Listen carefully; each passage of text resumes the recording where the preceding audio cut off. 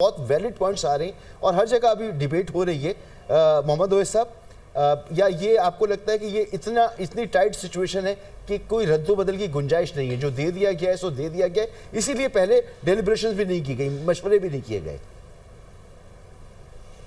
देखिए, एक बात बहुत अहम है, क्योंकि इस दफ़ा बहुत सारी चीज़ें हैं जो आप IMF से एग्री करके बैठे हुए हैं कि हाँ आपने एग्जेम्पशन रिड्यूस करनी है, ये करना है, ज़ीरो रेटिंग ख़त्म करनी है। ये जितनी बात हो रही है कि नॉन प्रॉफिट ऑर्गेनाइजेशन की मशीनरी जो इंपोर्ट होगी उसके ऊपर सेल टैक्स लगा दिया।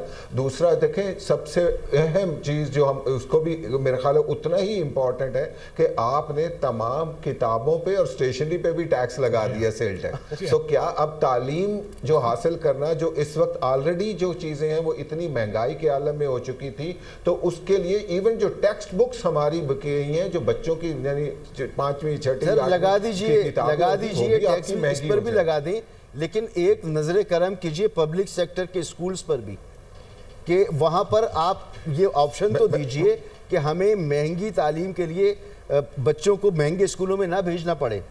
आप वहां के तालीम के मेयार को तो कुछ ठीक कर दीजिए, फिर ये भी टैक्स लगा लीजिएगा।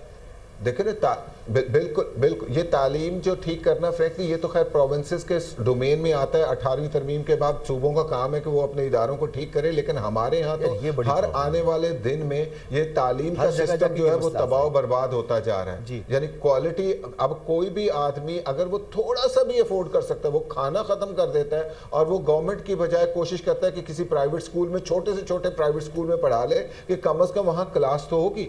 अब उसके साथ साथ आप गवर्नमेंट जब इस तरह के हालात हों जिसमें non profit organisation health care दे रही है, गवर्नमेंट नहीं दे रही, एजुकेशन जो है वो प्राइवेट सेक्टर दे रहा है, गवर्नमेंट नहीं दे सक रहा, तो उस टाइम के ऊपर गवर्नमेंट के पास क्या ये राइट मौजूद है कि आप फार्मा से रिलेटेड या मेडिकल से रिलेटेड अगर नॉन प्रॉफिट ऑर्गेनाइजेशन कोई मशीनरी इंपोर्ट कर रहा है, कोई इक्विपमेंट इंपोर्ट कर रहा है, उसके ऊपर आप कीमत बढ़ा के सेल टैक्स ले लें, या किताबें जो आप बेच रहे हैं उसके ऊपर कर लें, तो क्या इसकी कोई मॉरल जस्टिफिकेशन उस टाइम पे है गवर्नमेंट के पास कि गवर्नमेंट अपने काम पूरे करने में कामयाब नहीं हो रही? चले मैं इस कहता हूं कि ओके, रिसोर्सेज का मसला है, हमारी आबादी बहुत बड़ी है, रिसोर्सेज कम है गवर्नमेंट के, लेकिन अगर आप एक चीज नहीं कर सक रहे और एक प्राइवेट सेक्टर कर रहा है, तो क्या उसकी कॉस्ट जो है वो अफोर्डेबल लिमिट से आप बढ़ाते जाएं और उसके ऊपर भी ये जो अभी आपने अप्लाई करके मैं एक चीज बोल दूं यहां पर। आपने कहा ना कि हुकूमत के पास वसाइल नहीं है।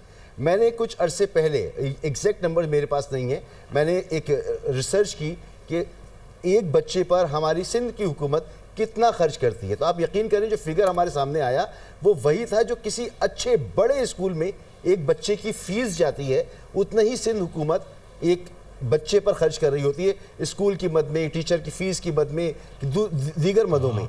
लेकिन एजुकेशन जो है उसका मेयार बहुत मुख्तलिफ है। तो ये तो हुकूमत की इस्तेदाद की, उसकी काबिलियत की बात है ना कि वो नहीं, वो मेंटेन नहीं कर पा रही। तो इस वक्त हुकूमतों को अपनी कारकर्दगी पर तवज्जो देनी चाहिए। देखिए, mismanagement, this is called mismanagement. जो आप बात कह रहे हैं एग्जैक्टली कि गवर्नमेंट का अगर मैं फंक्शन देखूं कि जो चीजें मैनेज, आप मुझे ये बताएं कि कितना बड़ा मजाक हुआ अभी कराची में कि बोर्ड का इम्तिहान देने के लिए बच्चे आए और बाहर बैठा एक आदमी जो वहां पे गार्ड था जिसने कहा कि मोबाइल फोन यहाँ पे जमा करवा दें, और वो मोबाइल, उसके बाद जब बच्चे पेपर दे के बाहर निकले तो मोबाइल फोन लेके गायब हो चुका है। तो व्हाट इज दिस? यानी इंस्टीट्यूशन के अंदर हो क्या रहा है? कोई आदमी उठ के देख ही नहीं रहा। हो ये रहा है कि बच्चे पेपर्स देते हैं और उनकी मशीनों से पर्चे चेक किए जाते हैं और पता चलता है कि 85% बच्चे फेल हो जाते हैं, और फिर वो बच्चे परेशान होते हैं जिन्होंने मैट्रिक में A+ ग्रेड लिए होते हैं, वो फेल हो गए इंटर में आकर। तो ये हो रहा है सर। और मसूद साहब, पास भी जैसे हो जाते हैं वो भी हमें सबको पता है। देखिए, क्वालिटी ऑफ एजुकेशन की वजह से जो सिस्टम आ रहा है, और वही लोग जब ऊपर आके पॉलिसी मेकिंग में आ रहे हैं और वो सारी चीजों के अंदर आ रहे हैं, तो उसका रिजल्ट तो फिर यही होगा ना कि देखिए, जब आप किसी पर्सन को एंटर करते वक्त एक एलिजिबिलिटी उसकी नहीं है, वो सारी चीजें नहीं है, तो वो तो सिर्फ अपने मफाद में काम करेगा। यानी अगर हम इस चीज को देख लें तो ये तो एक मुल्की निजाम के साथ जो है ओवरऑल हमारे सिस्टम के साथ एक प्रॉब्लम हो गया कि हम लोगों ने जिस तरह के लोग बिठाए हुए हैं पॉलिसी मेकिंग में, जो चीजें की हुई हैं, ये शायद वो उस तरह की पूरी चीजों को समझते हैं, नहीं समझते, अहलियत रखते हैं उन सारी चीजों को बनाने की कि नहीं रखते। तो ये एक जाहिर है एक बिल्कुल सेपरेट पहलू है। इस वक्त बजट के ऊपर तो फ्रैंकली हमें जाहिर है ये गवर्नमेंट को जो आप कल भी बात कर रहे थे, आप आज अरबों रुपए का सरप्लस बजट भी दे दें, लेकिन अगर आप अपनी परफॉर्मेंस को ठीक नहीं करते तो वो सब करप्शन की नज़र हो जाता है। वो फ़ायदा, यानी इस वक्त तो करप्शन या करप्शन ख़त्म करना, कारकर्दगी बढ़ाना, हुसैन भाई, ये बुनियादी चीज़ होनी चाहिए ना। अभी जैसे मैंने स्कूल की मिसाल दी, आप यकीन करें वो उस कैलकुलेशन में बिल्कुल यही फिगर्स मेरे सामने आए थे। और मसूद साहब, आप मुझे एक बड़ी छोटी सी बात बता दीजिए, ये सिंध सूबे में जिसमें हम रहते हैं एक ही गवर्नमेंट है कितने सालों से, 15 साल, 16 साल, 20 साल, कोई आपको कराची का रोड अच्छा सही बना हुआ नज़र आया है? एक बारिश की नज़र होता है रोड। आपको कहीं पे कोई पानी आपके घर में लाइन में आता है? नहीं आता। पानी ख़रीदना है, रोड सही नहीं है, सिक्योरिटी गार्ड आपको रखना है, मजबूरी है, आपको हर चीज़ खुद करनी है, टैक्स सबसे ज़्यादा आपको ही लेना है। और वज़ीर तालीम पार्लियामेंट में खड़े होकर कहता है कि 8000 टीचर्स को रिश्वत लेकर भर्ती किया गया, और वो वज़ीर तालीम ऐसे गायब होता है कि उसका सियासी कैरियर ही ख़त्म हो जाता है। भाई वज़ीर तालीम का भी यही मसला है, जो प्रॉपर्टीज़ में काम हो रहा है यही मसला है, जो SBCA में काम हो रहा है यही मसला है, हर जगह पे मसला ही है। देखिए, हमने कभी भी वो जो हम कल आप भी हमेशा कहते हैं, मैं भी कोशिश करता हूँ, हम सच नहीं बोल रहे हैं ना, मसला सारा ही है। हमने ये समझा हुआ है कि हम सच नहीं बोलेंगे और सामने वाले को भी सच पता नहीं चलेगा। हम जालिम हो गए सर। 19 लाख बच्चा 5 साल से कम उम्र का सिर्फ ये बताइए हर साल मर जाता है पाकिस्तान के अंदर। जहाँ पे तरबूजों के अंदर जो है इंजेक्शन डाल के कलर किया जाए, तो आप उस मुल्क में क्या करेंगे? एक पाव खालिस दूध खरीद के दिखा दें इस शहर में। बड़ा मुश्किल काम आपने सवाल कर दिया मुझसे, लेकिन इतनी सी शीशी शहद की खालिस ला के दिखा दें। बड़ा, मैं वही कह रहा हूँ ना, बड़ा मुश्किल। असल में मसला ये है कि हम ना सच बोलते हैं, ना सच बोलने देते हैं। जो काम करता है उसका पैर खींचते हैं, जो काम करना चाहता है उसको हटा देते हैं। मसला ये है कि जब तक हम ये चीज़ों को बुनियादी अपने डिफेक्ट्स को एनालाइज करके उसको मानेंगे नहीं कि ये डिफेक्ट्स हैं, हम करेक्शन की तरफ नहीं जा सकते। ये बजट भी ऐसा ही डॉक्यूमेंट है। ऐसा ही डॉक्यूमेंट। वैसे आप मुस्कुरा रहे थे, मुझे लगता है लाहौर में और इस्लामाबाद वगैरह में खालिस दूध मिल रहा है। नहीं मिल रहा होगा, यकीनन मिल रहा होगा।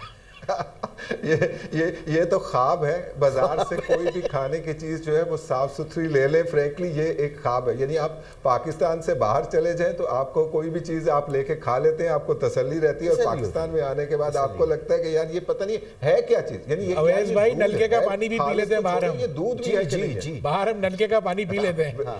यहाँ मसला ये भी है।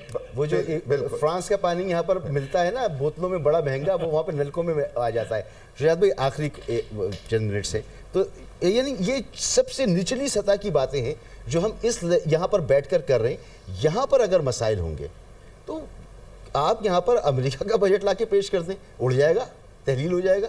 ऐसा ही है ना? देखिए मसूद, बिल्कुल ऐसा ही है जैसे आप कह रहे हैं, लेकिन मैं समझता हूँ कि हमें अब कुछ थोड़ी सी पॉजिटिव बात भी करनी चाहिए और सोल्यूशन की तरफ भी जाना चाहिए। देखिए, सोल्यूशन ये है, कितनी भी नाराज़गी सही इस बजट के ऊपर, अगर ये वाकई इनको ये टैक्स रिकवर करना है और इनका रेगुलेटर इनके साथ है और ये वो सख्त इक़दामात उठा के रिकवर कर सके तो फिर तो चले एक हौसला होता है। ठीक है, अब वक्त ख़त्म हो गया सर। आपका बहुत बहुत शुक्रिया ज़ीशान मर्चेंट साहब, थैंक यू सो मच, आपने बड़ा वक्त लिया। जनाब शुजात भाई बहुत बहुत शुक्रिया, इतनी देर हो चुकी है, कभी कभी हो जाता है इस तरह से। जब भी आपका बहुत बहुत शुक्रिया। जनाब मोहम्मद ओवैस साहब, आपका बहुत शुक्रिया। और बात यही है कि हमें सच बोलना चाहिए, सच बोलना तो शुरू करें, उसके बाद फिर बजट पर भी इम्प्लीमेंटेशन हो जाएगी, कौम को कौम बनाने की बात भी हो जाएगी। लेकिन बदकिस्मती की बात है, हम अपने आप से सच नहीं बोलते। तो डॉक्यूमेंट्स वैसे ही ये बजट का जैसे हर दफ़ा हुआ करता है। अल्लाह करे कि इस दफ़ा रिफॉर्म्स की जो बात अभी भी की है वज़ीर ख़जाना ने, उस पर कुछ अमल दरामद हो जाए, करप्शन कम हो जाए। अहम खबर आपको दें कि FIA ने साइफर केस में इस्लामाबाद हाई कोर्ट के फैसले के खिलाफ सुप्रीम कोर्ट में अपील दायर कर दी है। इसी से मुतालिक मजीद तफसीलात लेंगे नुमाइंदा दुनिया न्यूज़ हसीब मलिक से। जी हसीब।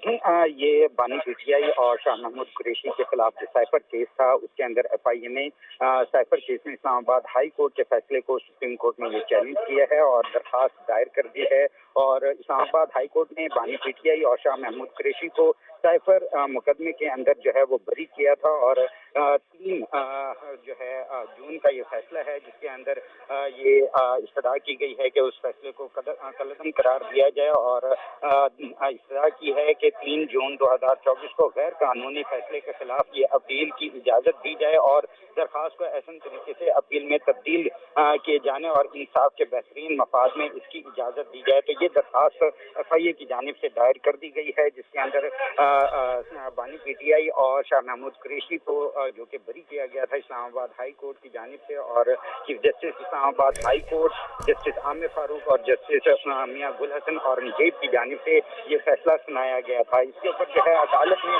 मुख्तसर ये फैसला सुनाया था और अदालत ने ट्रायल कोर्ट के फैसले को। सही, हसीम मलिक, आप हमें तफसीलात बता रहे थे, आपका बहुत शुक्रिया। अब आपको बताएं कि वज़ीर आला पंजाब मरियम नवाज इस वक्त पंजाब असेंबली हॉल में पहुंच चुकी हैं, जिसके मनाजिर भी आप अपने टेलीविज़न स्क्रीन पर देख सकते हैं। ये पंजाब असेंबली के मनाजिर हैं जहां पे वज़ीर आला पंजाब मरियम नवाज पहुंची हैं। आज बजट पेश किया जाएगा पंजाब का और इस सिलसिले में अब सेशन कुछ ही देर में होने को है और इस सिलसिले में वज़ीर आला पंजाब मरियम नवाज पंजाब असेंबली हॉल में पहुँच चुकी हैं।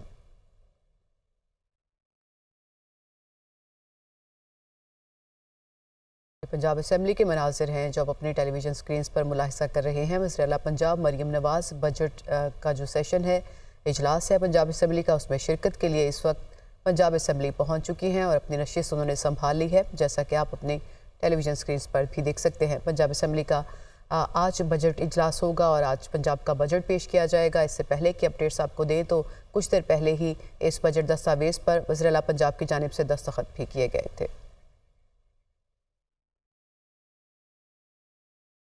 इलेक्शन कमीशन ने लाहौर हाई कोर्ट का इलेक्शन ट्राइब्यूनल की तश्कील का फैसला सुप्रीम कोर्ट में चैलेंज कर दिया है। इलेक्शन कमीशन ने लाहौर हाई कोर्ट के जस्टिस शाहिद करीम के फैसले के खिलाफ अपील दायर कर दी है। इलेक्शन कमीशन की सुप्रीम कोर्ट से लाहौर हाई कोर्ट का फैसला मुअत्तल करने की सदा सामने आई है और लाहौर हाई कोर्ट ने 8 इलेक्शन ट्राइब्यूनल्स तश्कील देने का फैसला किया था।